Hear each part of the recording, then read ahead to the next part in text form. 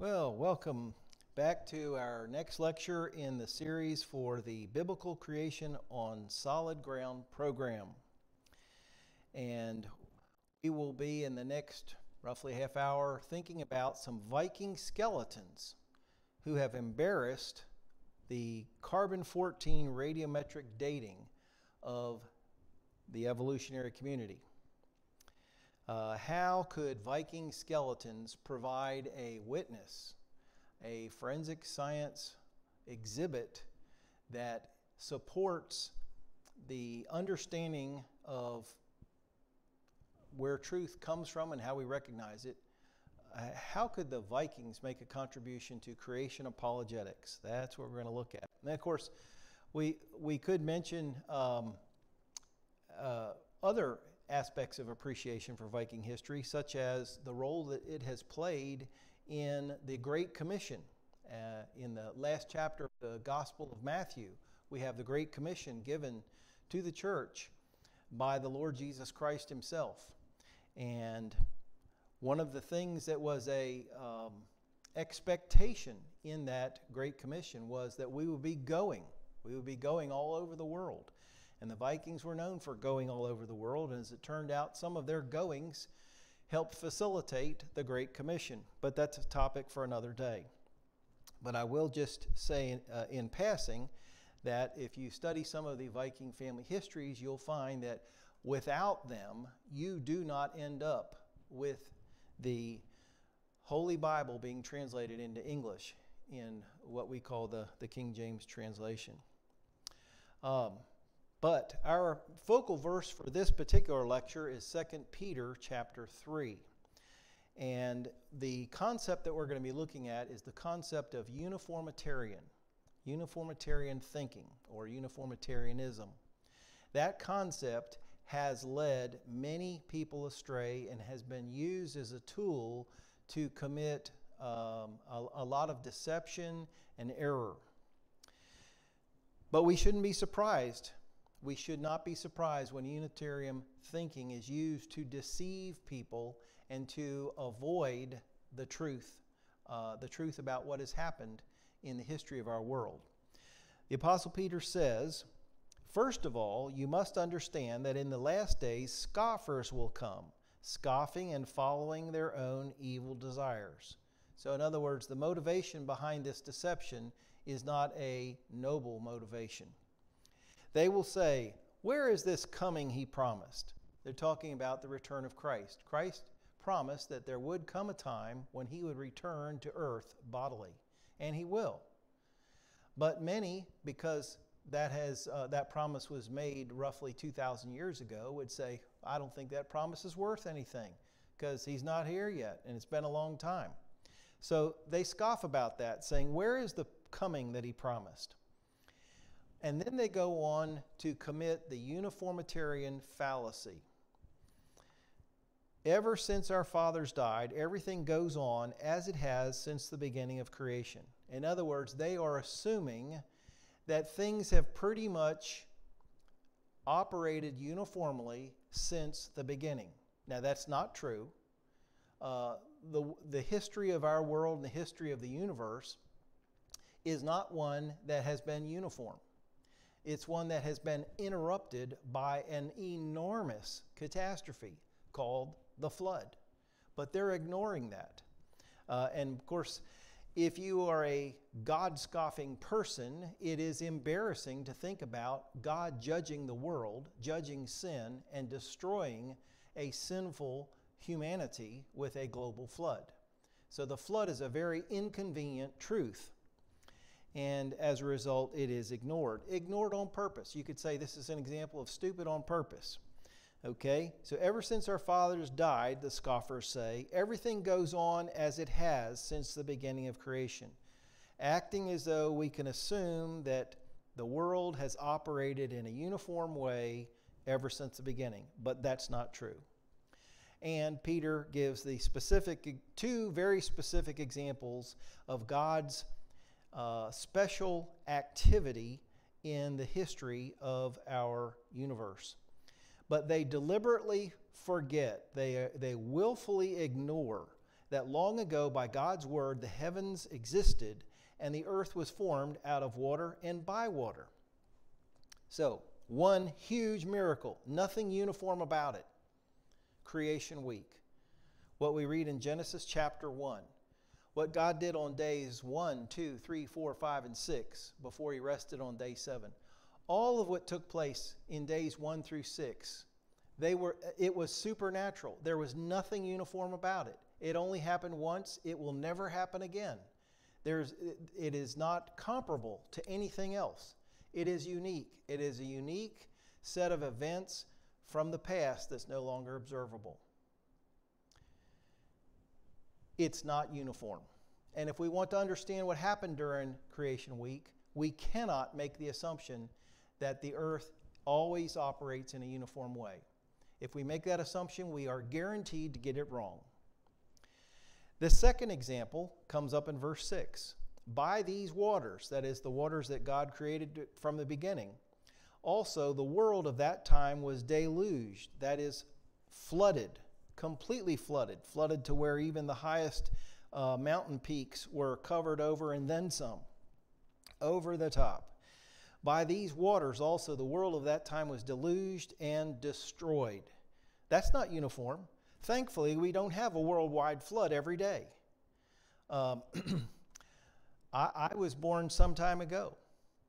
I've lived on this earth for long enough to be the grandfather of 8 grandchildren. And yet I have never seen a worldwide flood, and I never will, because God promised that there would only be one and never again. So there's nothing uniform about the worldwide flood. If you make the assumption that things always happen uniformly, you will get it wrong on everything that involves the worldwide flood. By the same word, the present heavens and earth are reserved for fire, being kept for the day of judgment and destruction of ungodly men. There will come a time when another very not uniform activity will take place. Namely, God will destroy this present earth and will have a day of judgment. And that will be a one of a kind. It will be unique.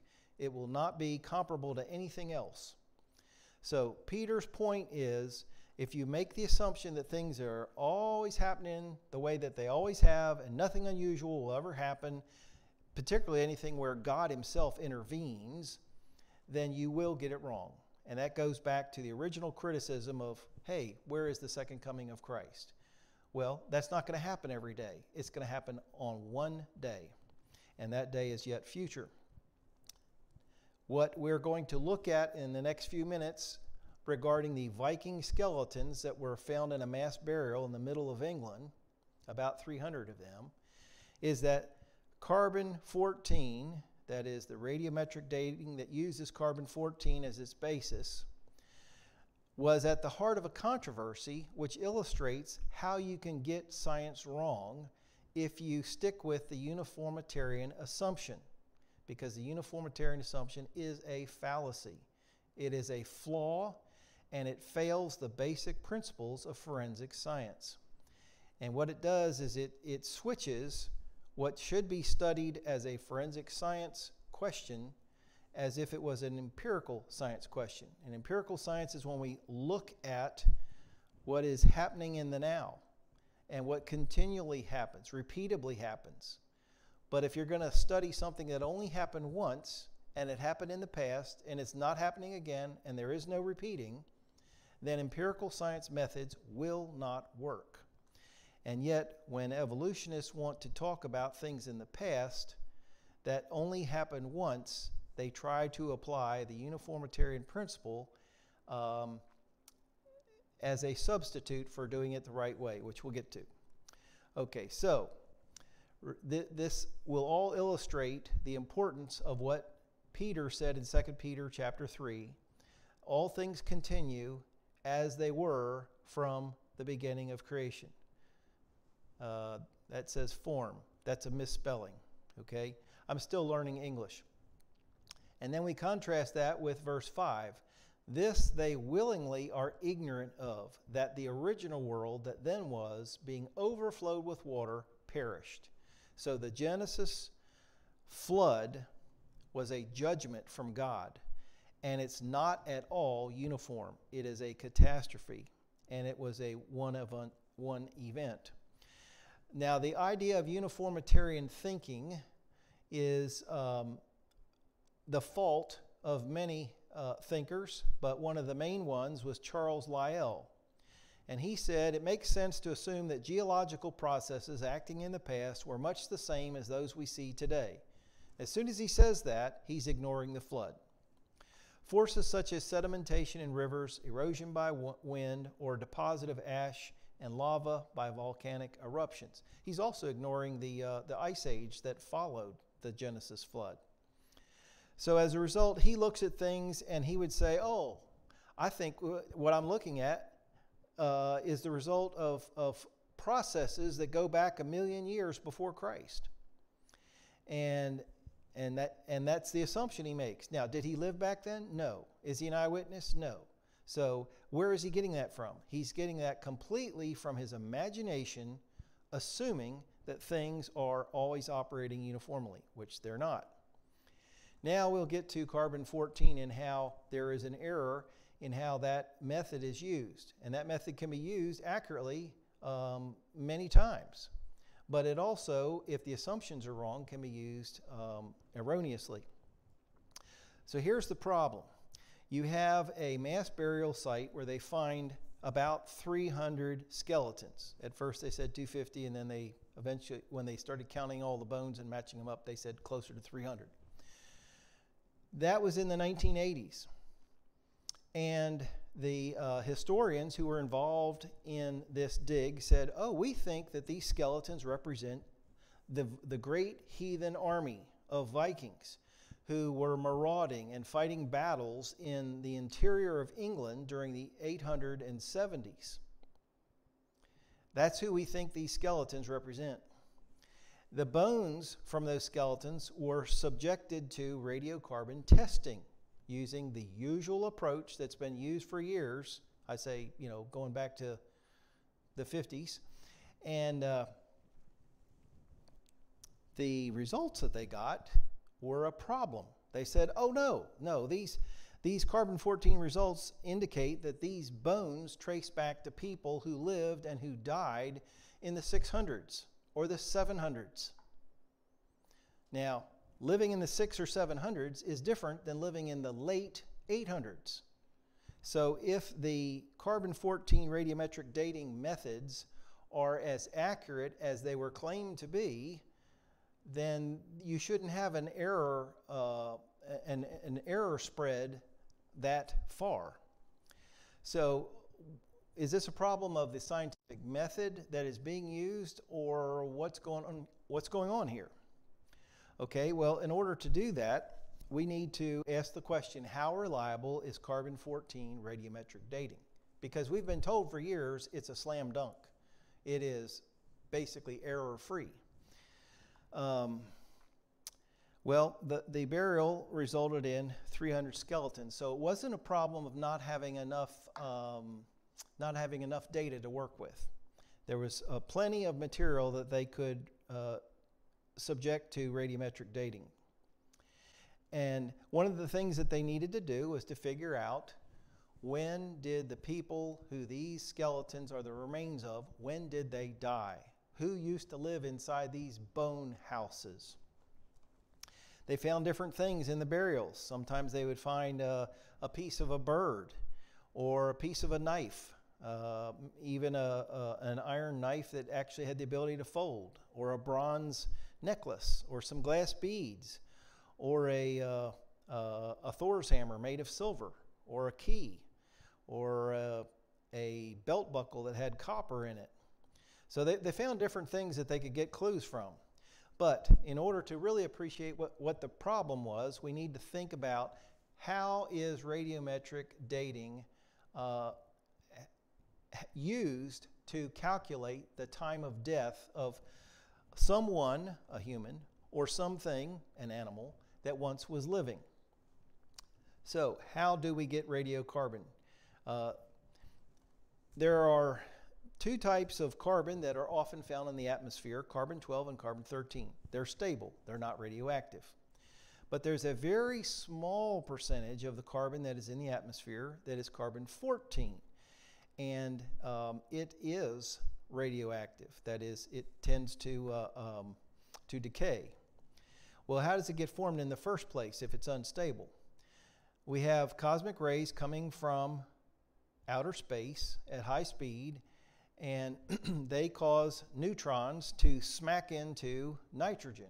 Our atmosphere is 2/3, roughly, nitrogen, diatomic nitrogen, two nitrogens stuck together. But if one of those nitrogens gets hit by a neutron and it smacks into that nitrogen atom and causes one of the protons that was in that nitrogen atom to break off, you now have a carbon atom, because carbon and nitrogen are both defined by how many protons they have in their nucleus. And so you still have the same atomic weight, because that's the measurement of adding the protons and the neutrons. And so you still have a 14 as the weight, but you have a different number of protons in the nucleus, and that's what makes it carbon.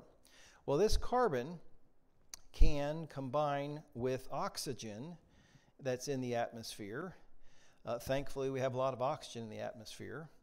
And the combination of that carbon and a couple oxygen atoms is carbon dioxide. And of course, carbon dioxide has a very important role in our atmosphere. And as far as plants go, carbon dioxide combined with water in the presence of sunlight in a plant that has the ability to photosynthetically form carbohydrates, the result of that is we get carbohydrates. And so that's how energy from the sun eventually makes it into a green plant, such as grass or a tree or something else that has photosynthetic capability. And the carbon dioxide and the water are combined into a carbohydrate, maybe a simple sugar, and then ultimately those simple sugars can be joined together into a larger carbohydrate. And it thankfully gives off, in the process of photosynthesis, oxygen, O2, that we need to breathe, without which. So God's got all these moving parts, and He's taking care of a gazillion things all at one time, including our need to have oxygen that we can breathe. So some of the carbon from the atmosphere makes it into the carbohydrates that are produced by green plants. And the green plants, let me mention that that's how the animals get it, because the animals are eating the plants. So if an animal eats plants, the animal is getting carbohydrates from the plants into the animal. The animal now has that whatever carbon was part of the carbohydrates that were eaten by the animal. If some of those carbohydrates include carbon that is carbon-14, the animal now has radioactive carbon in the animal's body because of eating. And then if you have a carnivorous animal that doesn't eat plants directly but eats herbivores, so if you have a wild feline that eats a sheep, well, the sheep was eating grass and got the carbohydrates from the grass. Whatever is now part of the sheep is now inside the digestive system of the carnivore. And so the predator is now getting carbon-14 from the herbivore who got it from eating plants. And we're omnivores. We eat plants as well as we eat meat, so we can get it both ways. We can eat plants directly. We can eat nuts and fruits and grains and root vegetables, and we can get carbohydrates that way. And some of the carbohydrates that we're getting have C14 in them. So we're getting that into our body that way. But if we eat steak from cattle or we eat mutton from sheep, well, both the cattle and the sheep were eating grass. And so they were getting their carbon-14 from the grass. We can get carbon-14 from eating the meat from those animals. So it gets into our food system. It gets into our bodies because of eating food. Eventually, what happens is an organism dies. And that organism, for that matter, could be a plant, but it could be an animal or it could be a human. And when you die, you stop eating. And when you stop eating, you stop taking in carbon-14. So you're no longer taking it in. You're left with, that is your body, is left with the carbon-14 that was already in your body when you died. And now that carbon-14, because it's unstable, is not going to stay the same. So it will, based on its half-life, degrade over time. And so the longer a body has been dead, the longer amount of time there has been for the carbon-14 that was in that body to degrade over time and to decay and to become less. And that's based on a half-life of roughly 5,700 years. And of course, once you start getting into long time frames, like say 100,000, you're not going to have any carbon-14 left that's enough for even measuring, which is a real problem for evolutionists because dinosaur bones are found with carbon-14 in them. Well, that means the dinosaur couldn't be millions of years old. Carbon-14 doesn't hang around that long inside a dead bone. But getting back to our Vikings, we need to think about what about the carbon-14 that was inside their bones?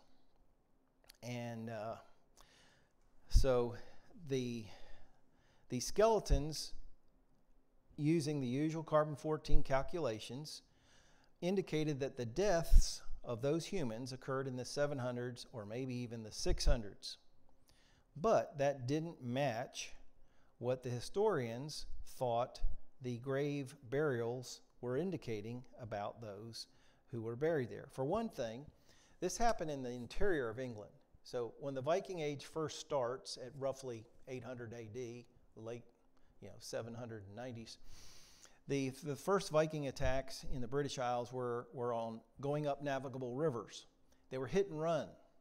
So the boats are parked, the Vikings jump out of their boats, they make their attack, they take whatever they're going to take, they get back in their boats and they escape. Hit and run. It wasn't until later in the 800s, that many of the Vikings decided, we're not going to hit and run, we're going to hit and stay, and we're going to conquer, and we're going to take over. And so then you find them active on the interiors of places that previously they had only been busy at the navigable rivers. And so historians have disagreed with the carbon-14 dates of the skeletons. And what do you do about that? Well, the attitude of the evolutionists, particularly the biochemists who were doing the carbon-14 calculations, was, you mean you distrust our carbon-14 dating? How dare you? Well, who was right? Were the biochemists right, or were the historians right? Could you ever know who was right? Is there a way that we could know for sure? Well, for 30 years, the disagreement went on between the different scientists who had opinions about the thing. Now, if you look at the map there,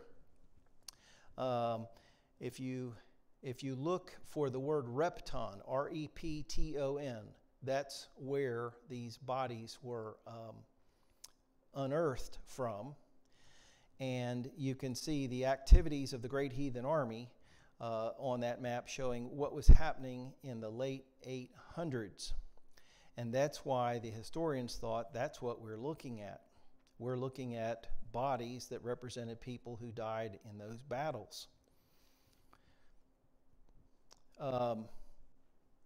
Another interesting thing is, well, what do you do if you find coins in the burials? It's kind of hard if at one depth you have a coin, and then you have a skeleton, and then another skeleton, and then earth, and it sits there for hundreds of years, and then you dig it up, And you pull out one skeleton and another one underneath, and then there's a coin underneath it, all of those skeletons. If that coin is dated in the late 800s, how did that coin get there if the bodies that are stacked on top of it were buried in the 600s and the 700s, and their bodies weren't disturbed once they were buried until the 1980s? Anyway, that's part of the problem. So what about the Great Heathen Army? Another question was, there's no record in English history, and the British people have been literate for a long time, for more than 2,000 years. They've kept records of things. They kept records of Julius Caesar's army invading at a time, before Christ. And so they have kept records, and it's always important to keep records of when there's battles in your land. So they had no records that would indicate that anybody had ever seen a large heathen army or a large army of any kind that would result in 300 bodies being buried in the same place in the interior part of England. That's something that if it had actually happened in the 600s or the 700s, there should have been some record of that, particularly when you're dealing with a people who had a written language and were using that written language for many, many centuries. So the Vikings didn't go to war inside the interior of England until after 865. And these heathen continued to battle and maraud until 878. There's our raven banner there. Okay. Let's see. Now we get to the importance of eyewitnesses, because the gospel that we are given in the New Testament, the good news of Jesus Christ, our Savior, is based on eyewitness testimony. Without eyewitness testimony, we don't know the gospel. Here's what Paul said: Christ died for our sins according to the Scriptures, and that he was buried, and that he rose again the third day according to the Scriptures, and that he was seen, that's an eyewitness, of Cephas, that is Peter. Then of the 12, after that he was seen, more eyewitnesses, of above 500 brethren at once, of whom the greater part remain unto this present. That is, when he was writing 1 Corinthians, that epistle, of the 500 who saw Christ after Christ rose from the dead, most of those 500 eyewitnesses were still alive at the time that Paul was writing to the Corinthians. And as a result, you could go talk to those eyewitnesses if you had any doubts. But of whom the greater part remain unto this present, but some are fallen asleep. That is, some had already left this world in death.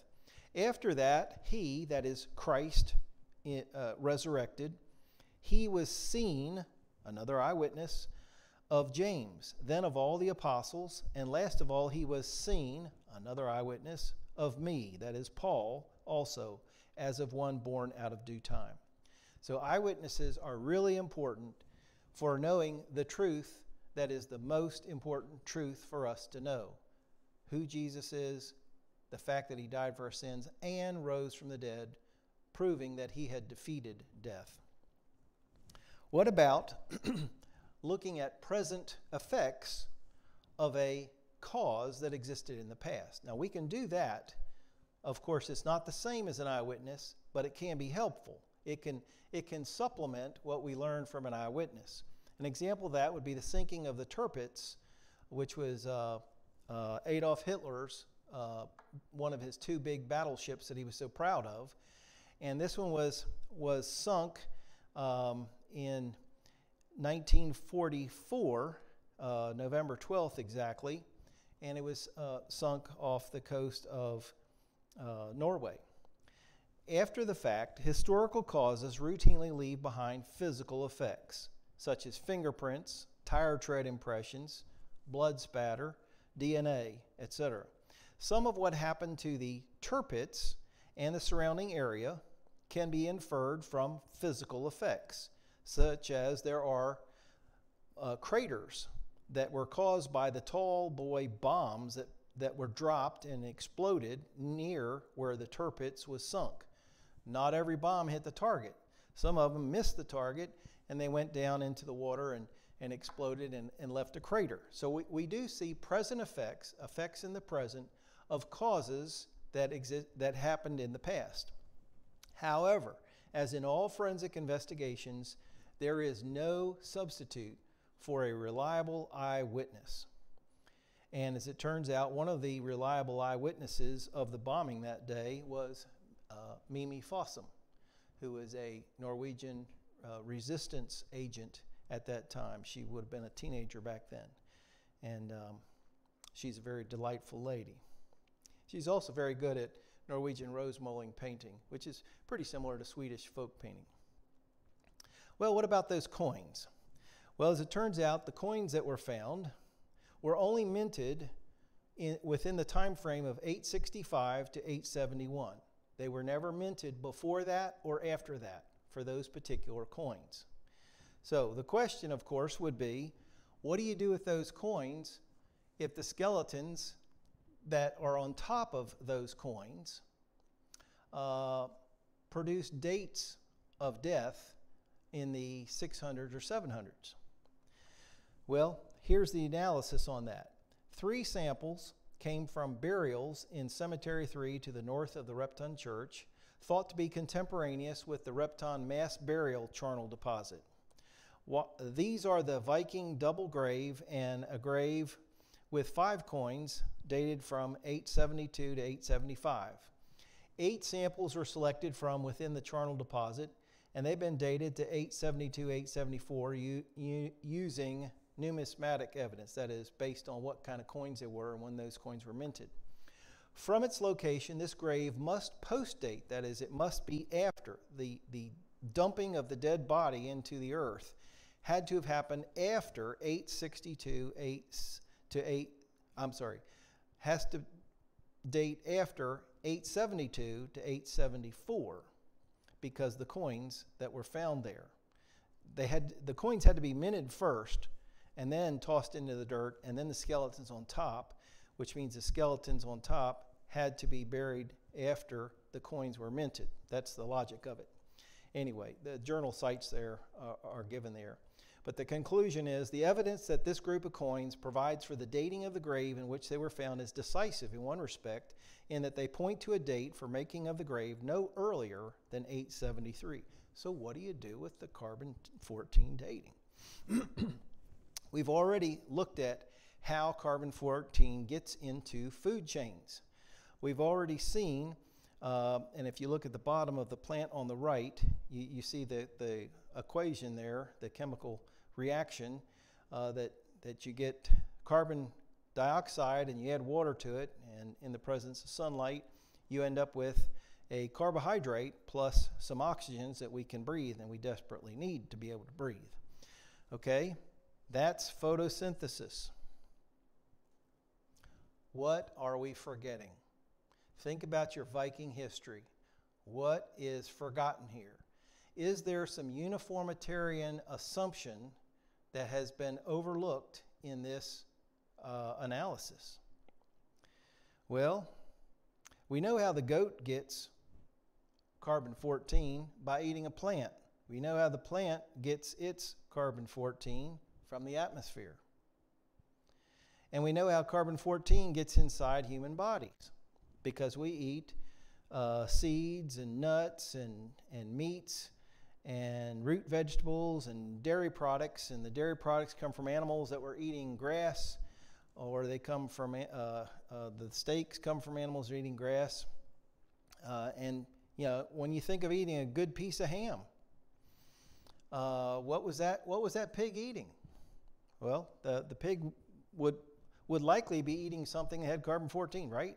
But maybe not. Because what did the Vikings like to eat? You know, they ate a lot of food when they were traveling. They had to eat what was available and what they could take with them. And you typically eat what's available. And Vikings ate loads of fish. Fish are wonderful. And fish live in the ocean. They live in salt water. That is the fish we're talking about. Salmon and cod and herring and trout, sea trout. And you don't get much carbon-14 living in ocean water. Ooh, that would throw off your calculations, wouldn't it? Because the assumptions that were made in 30 years ago in the 1980s and continued after that, they were all assuming a land-based human diet, that the humans who were represented by the skeletons had been eating land-based food all the time. And therefore, we could assume how much carbon-14 was already in their body when they died, and then see how much is left, and then, based on half-life, calculate backward in time to, okay, if this is how much is left, then how much did they start? How far do we have to go back in time to get the usual amount that people have when they die? But what if they didn't have that amount to start with? What kind of diets did the Vikings have? Well, of course, they were buying little glass jars of herring from Sweden. Well, maybe not, but they were getting their fair share of herring. And they may not have gone to IKEA to get their salmon or their gravlax, but they were certainly getting their fair share of fish. And so the Vikings had not a land-based diet, but a sea-based diet. And that makes a difference in how much carbon-14 came into their bodies while they were alive, which is the maximum that they had to lose after they died and the radioactive decay process started. So they were eating lox and sill and torsk and all the different fishes that were available to them. I mean, doesn't that look good? Doesn't that make you hungry just to look at that? I mean, that makes me hungry. But we better wrap this up. We can all go eat. In fact, I mentioned pigs earlier, ham. But what about the Viking pigs? What did the Vikings hogs eat? Well, they weren't necessarily eating a lot of grain or nuts or fruits. A lot of times, they were eating the fish garbage. So you got Vikings who eat all the parts of the fish they like, the part they don't like. They throw that on the ground. The pigs come and they eat that. So even when the Vikings would eat their own pigs, the meat of their pigs, they weren't getting a lot of carbon-14 that way because the pigs themselves didn't get a whole lot of carbon-14 based on their diet. Pigs will eat fish, and they'll eat fish garbage as well. So Viking pork, not a big source of carbon-14. So here's the wrap-up.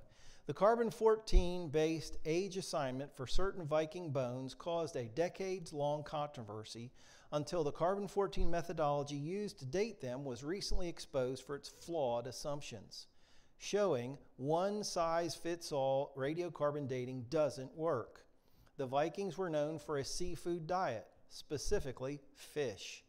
And fish contain much less carbon-14 than land-based foods like grains, vegetables, fruits, dairy products, and livestock meats. Therefore, unless dietary differences are adjusted for, carbon-dated skeletons of fish-eating Vikings appear to be about 100 years or more older than they really are.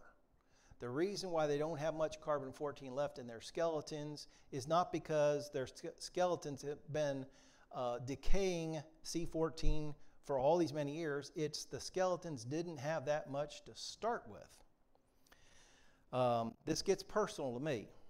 My record when I was on the Marco Polo, and this is not a picture from Marco Polo, this is from the Radiance of the Seas, but when I was, the first time I visited Stockholm was on the Marco Polo. And on that particular roughly 3-week long cruise, I was speaking as a historian, and I had the opportunity then, and I took it, to eat 70 consecutive meals with fish. It was wonderful. Now, a couple hundred years from now, when I die and somebody radiocarbons my bones, they might think that I lived in the 1700s because there's not much carbon-14 in me. But that's because of my diet. I prefer a fish-based diet whenever I can.